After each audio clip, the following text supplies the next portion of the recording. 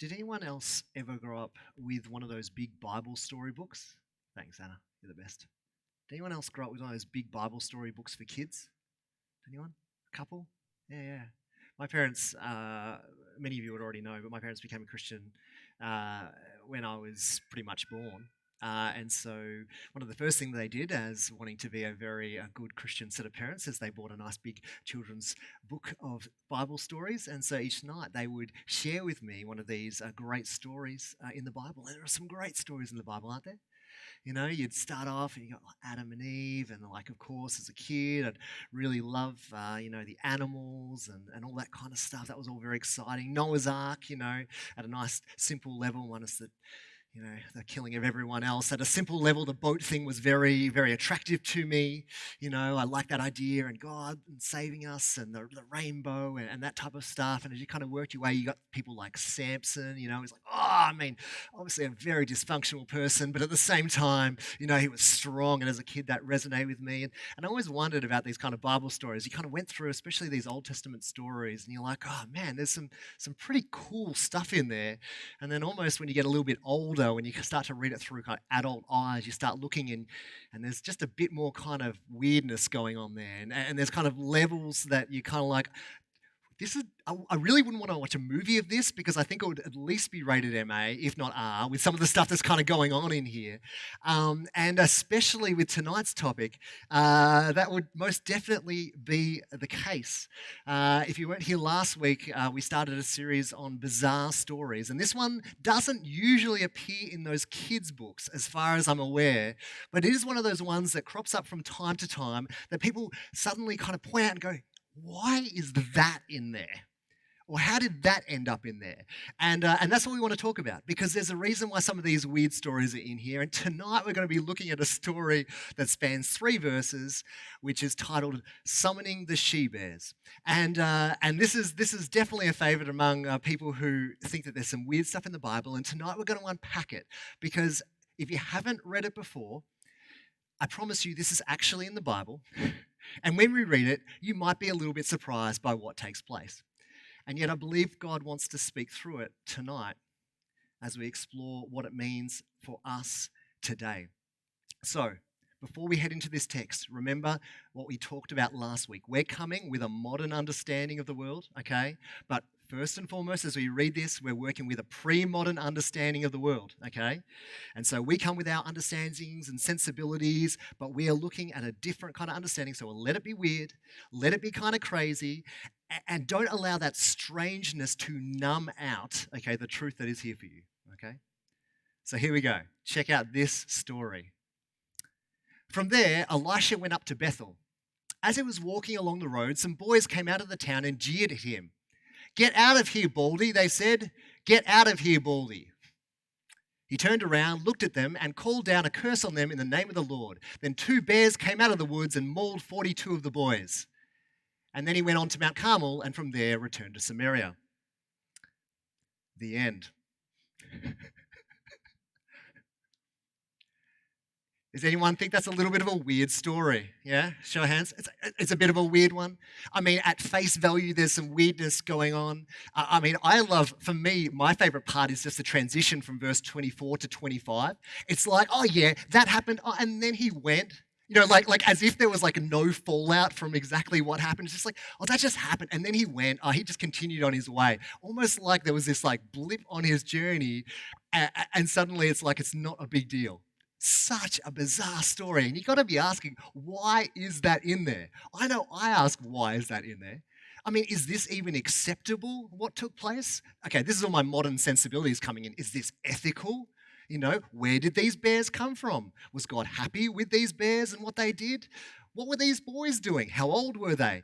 All these questions, right? I mean, what is going on in this story? Why is it in the Bible? Surely it would have been easier if they didn't include this in there, right? This is just one of those awkward moments. Oh, remember the bears? Yeah, let's not write that down. It could have been that, but it is in here. And it's in here for a reason, and I'm actually really looking forward to tonight. We're literally going to unpack what is going on here, because I actually believe that God wants to speak through it. It's going to challenge our modern sensibilities, but with a little bit of understanding of the context, we actually see that this story has a very profound message in it for us today. So let's start. From here, Elisha went up to Bethel.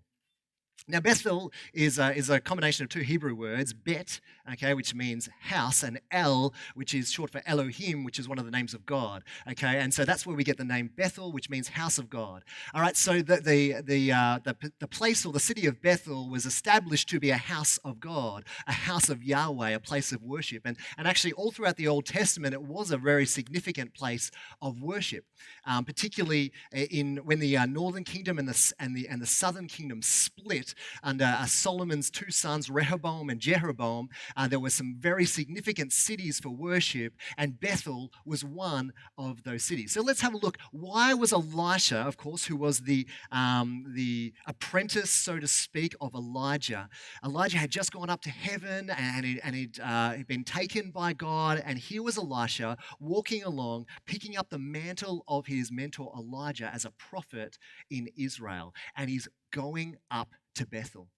Now, Bethel was supposed to be this place of beautiful, profound worship for the God Yahweh, but it had become something very, very different at this time.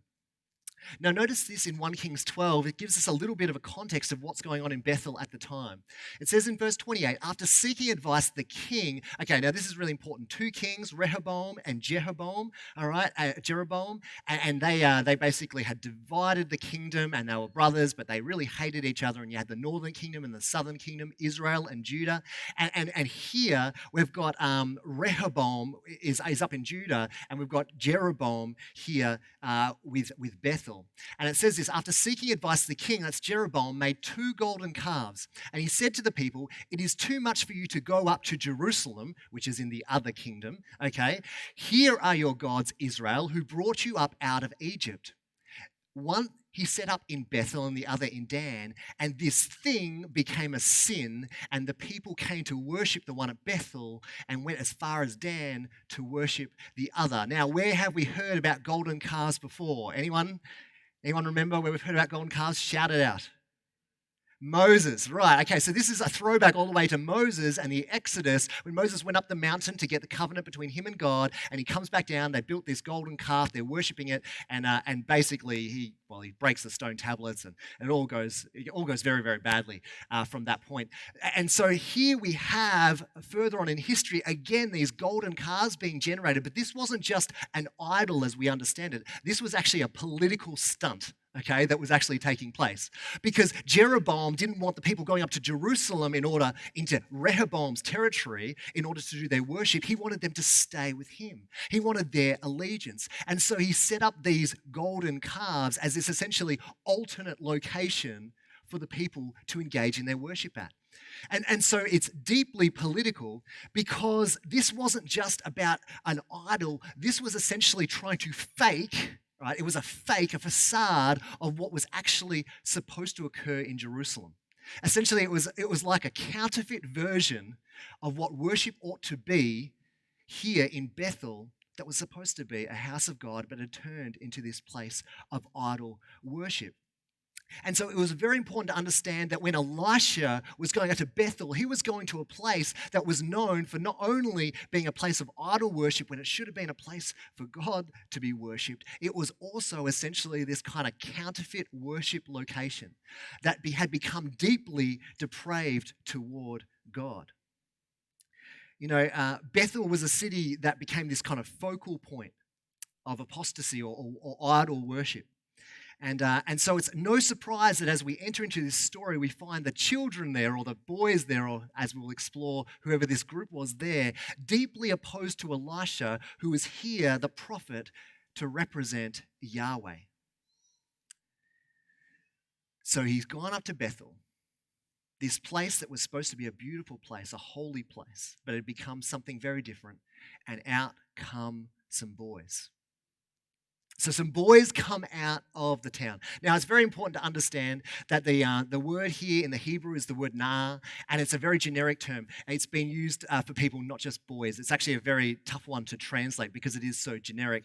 So we're not necessarily talking about really young boys, coming out and kind of poking fun, some kind of rowdy teenagers necessarily. This word nah was used for 30-year-olds in the case of Joseph, and even Joshua, 45 to 50, as he took leadership, was referred to by this word nah. So it's just important to understand that this group that came out, I'm not justifying it, but this group that came out isn't just this like kind of ragtag group of teenagers who have like formed a gang and said, hey, let's pick on the prophets. That would be really hilarious.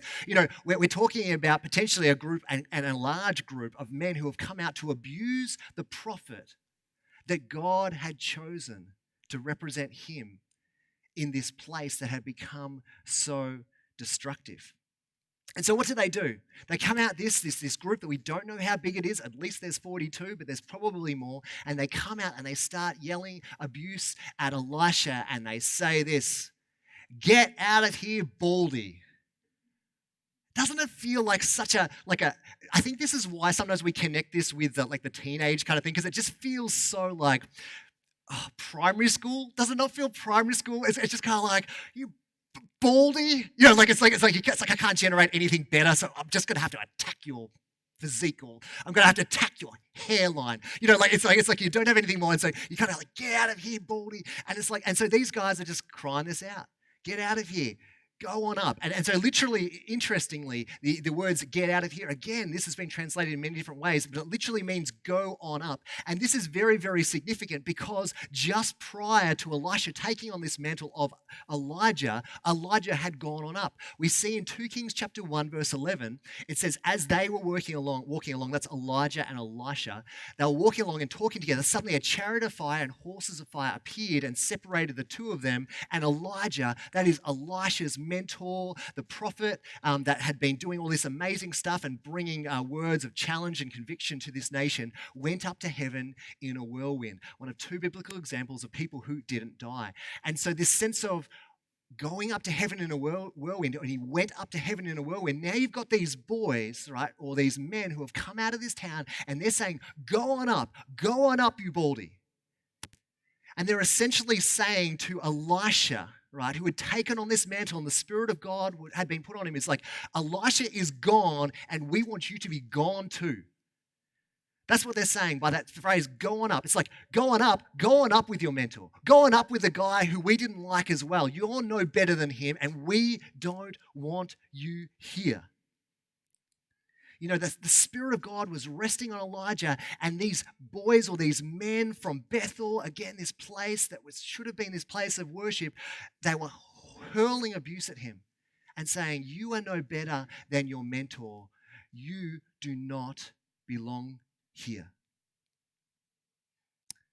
Now you might kind of go, where's the baldy thing come from? Well, check out this. In 2 Kings chapter 1, verse 7 and 8, we actually get a little bit of a picture of what Elijah looked like. The king asked them, what kind of man was it who came to meet you and told you this? They replied, he was a hairy man and had a leather belt around his waist. And the king said, oh, that was Elijah the Tishbite. So Elijah, this previous prophet, right, the person who had gone up to heaven, the mentor of Elisha, he was a hairy man. That was one thing that they knew about him. And so here's Elisha, right, taking on the mantle, honored by God, the guy who had been commissioned for this purpose. And these boys come out of Bethel and they say, get on up, like your mentor, get out of here, we don't need you, we hate you, you don't belong here. And by the way, you're nothing like him. You're baldy, right? So there's these layers to this story. I mean, let alone the fact that hair was a symbol of strength. Think about Samson, right? Hair in the Old Testament was a symbol of strength and power, right? There was all these kind of biblical parallels. And look, we don't really know too much, except we can assume, right, that he probably was bald. But that wasn't actually what was going on at the time. This abuse that they were hurling, this jeering, was far more than just a receding hairline. This was about whether Elisha had the authority to be doing what God had commissioned him to do. And this group of people from this dysfunctional town where there was idol worship said, no, you don't belong here. And by hurling abuse at Elisha, they were essentially hurling abuse at the one who had sent him, which of course was God, Yahweh.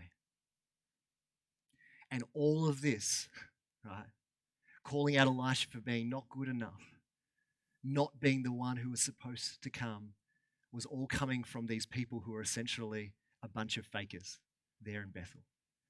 You can kind of see the irony that's going on here.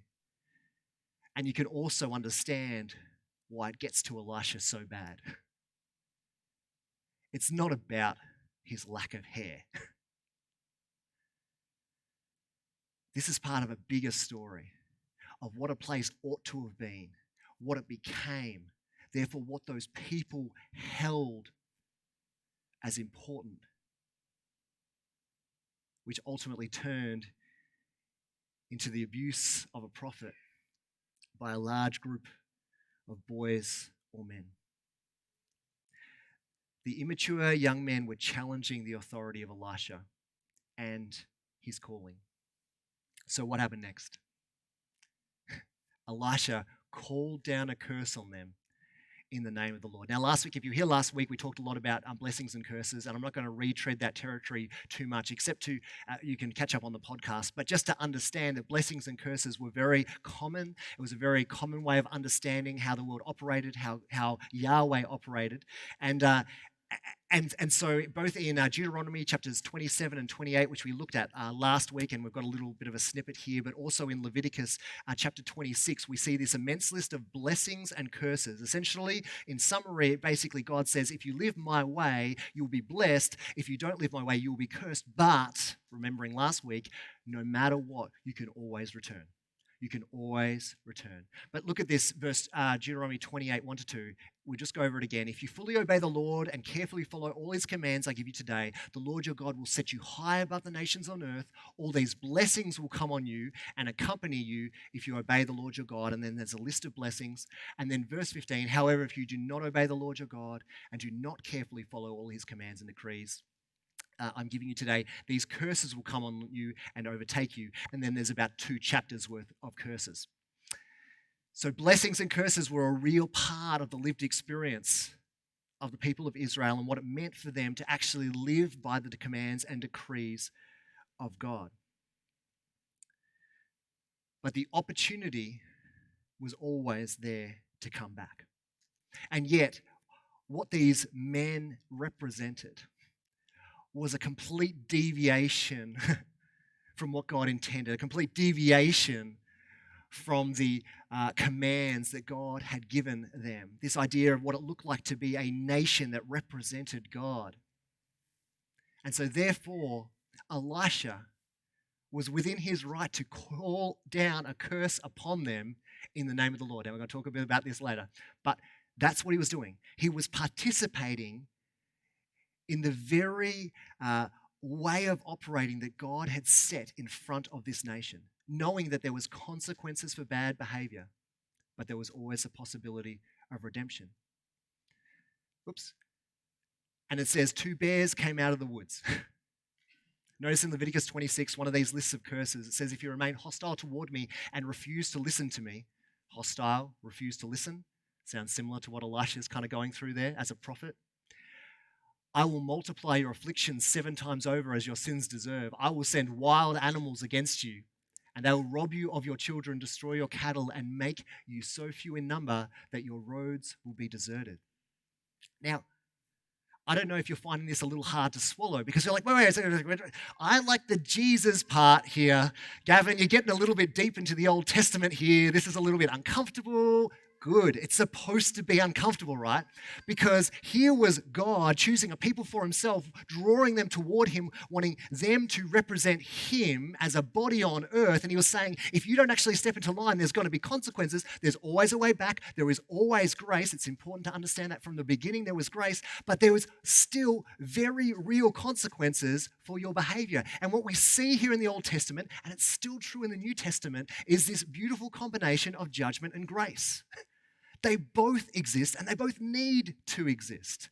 Judgment and grace exist together, and they existed all the way back in the Old Testament as well.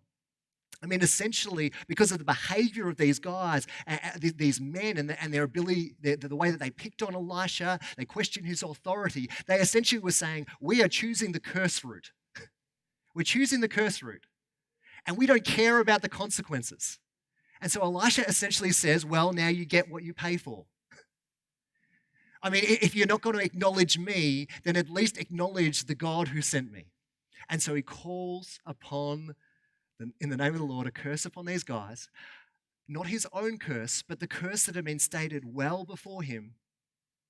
And lo and behold, it happens. This is not the case of an irritated prophet.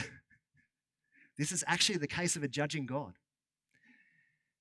If it makes you uncomfortable, that's okay. Judgment is supposed to make us uncomfortable. Otherwise, it wouldn't be judgment. Okay? But in the context of all this, remember, there is always a way back. Okay? Listen to the podcast last week if you need to be reminded of that, and we'll talk a little bit more about Jesus moving forward.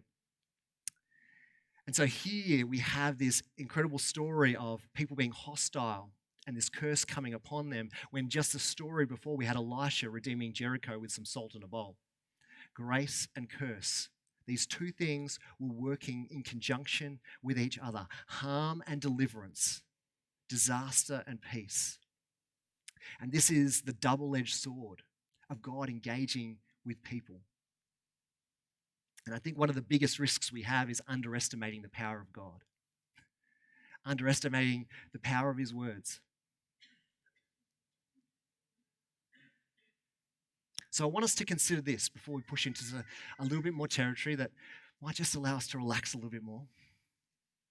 I want us to consider right now Bethel and the boys. And these are some questions for reflection, even just up to this point in the story. Are there any areas of life that should be sacred, where we have become deaf or even hostile to God's work within it? Because this is what Bethel had become, and this is what these boys had become. Are there any areas of life that should be sacred, that should be protected, that should be holy, where we have become deaf to God? It's like, God, you can have that part of my life, but that room in my house, in my life, you're not welcome in there because it's too messy, it's too dirty, or that's my thing. And we've become hostile or deaf to God's work within that area of our life. Because if that is the case, then I believe this message tonight has something to say about that. Judgment and grace working in conjunction with each other. And here's a different angle. Consider the mocking of by these men or boys. Do we ever jeer at people's calling? Do we compound comparison? Now, that's a loaded phrase. You know, we're all addicted to comparing ourselves to each other and comparing all that kind of stuff. Do we compound that by actually kind of taking people's legs out from underneath them when they're trying to be faithful to the call of God over their life, and maybe we kind of jeer? Maybe we have some underhanded comments. Oh, I just don't know if that person's capable of that. Do we tell them that their God-given dreams or aspirations aren't worth pursuing? Now, we might not do that explicitly to their face. You might. But sometimes it can be a little bit more subtle than that. Maybe we're just not supportive. Maybe we don't listen. Maybe we choose to let them do their thing and we never offer words of encouragement. There's already lessons here from Bethel and the boys. Let's continue with two more little pieces of this passage. The texts note, in light of this bigger story that's going on, that the bears came out and mauled 42 of the boys. Now, if you're having trouble with the ethical side of things, technically it doesn't say that they killed the boys. Technically it doesn't. They got mauled. There was some consequence. It doesn't say they were killed. I'll let you take that one up with God. But there was real consequence for their behavior. And this number 42 is really significant, as if you're not aware yet, in the Old Testament especially, numbers are very significant. And so 42 is actually a really significant number. 42 represents the struggle between good and evil. We actually find in the New Testament, in Revelation 14:8, when we look at the imagery of the beast, it talks about the beast was given a mouth to utter proud words and blasphemes and to exercise its authority for 42 months. Okay, so this idea of 42 is really significant. It is also associated with suffering and the amount of time that suffering is going to last. And so there's this struggle between good and evil that the writer here in Kings is also trying to explain. 42 took place because there is this very real struggle between good and evil, between God's ideal and what is taking place. But what I found most fascinating is this number 42 crops up once again in the New Testament in a bizarrely similar circumstance to Elisha, and yet we see something slightly different take place than what we see in 2 Kings. Notice this in Luke chapter 4. This is when Jesus has returned to his hometown of Nazareth, and he starts speaking about his purpose, and he speaks from Isaiah. He talks about, what his calling is. They didn't like it very much. And he continued, he said, "Truly I tell you, no prophet is accepted in his hometown. I assure you that there were many widows in Israel in Elijah's time, when the sky was shut for 3.5 years." Anyone want to tell me how many months that is? 42. "And there was a severe famine throughout the land, and yet Elijah was not sent to any of them, but to a widow in Zarephath in the region of Sidon. And there were many in Israel with leprosy in the time of Elisha the prophet, and yet not one of them was cleansed, only Naaman the Syrian." So Jesus actually calls back to this time of Elijah and Elisha. This is not accidental. This isn't just, oh, that's really interesting. What we have here is Jesus, right, in Nazareth, declaring his call and purpose, and the people not accepting him, just like Elisha, right? Because look at their response. All the people in the synagogue were furious when they heard this. They got up, drove him out of the town, and took him to the brow of the hill on which the town was built in order to throw him off the cliff. But look at this in verse 30. "But he," Jesus, "walked right through the crowd and went on his way." Another weird ending to a story.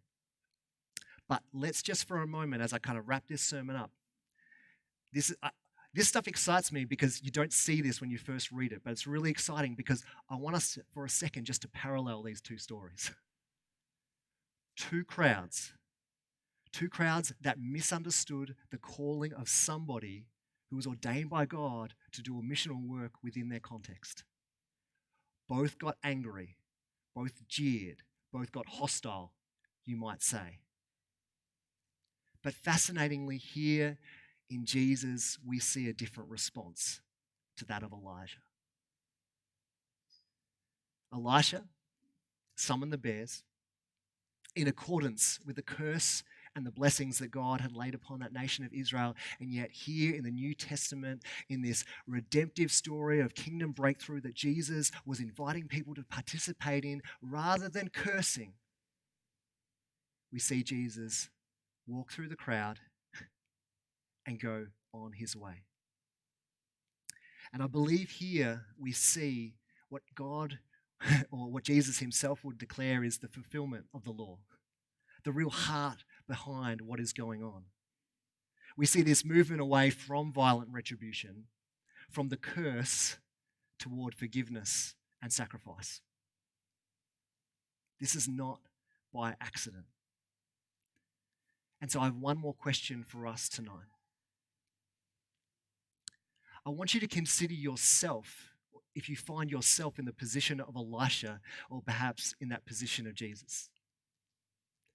If you find yourself as the one disheartened and jeered at, my challenge to you tonight is, what does it look like for you to walk through that crowd? Rather than calling down curses, rather than summoning bears upon our enemies, what does it look like for us to imitate Jesus in walking through the crowd, knowing that in the resurrected Christ, it's a new era? There is a fulfillment that we are participating in, that we are aware of because of Jesus Christ. The bear's story is fascinating. But this story is the one that Christ calls us to imitate. It is a new era. So whether it is Bethel, the boys, whether it is the bears, or the walking through the crowd, my prayer for us tonight is that we would look at some of these bizarre stories afresh, knowing that they're part of a bigger story, knowing that God is a God of justice and of grace, but also knowing that through the resurrected Christ, it is a new era, and that God's mission found victory and fulfillment in Jesus' death and resurrection. And that is what we participate in today. Let me pray. Jesus, thank you that we can learn from these bizarre stories in the Bible.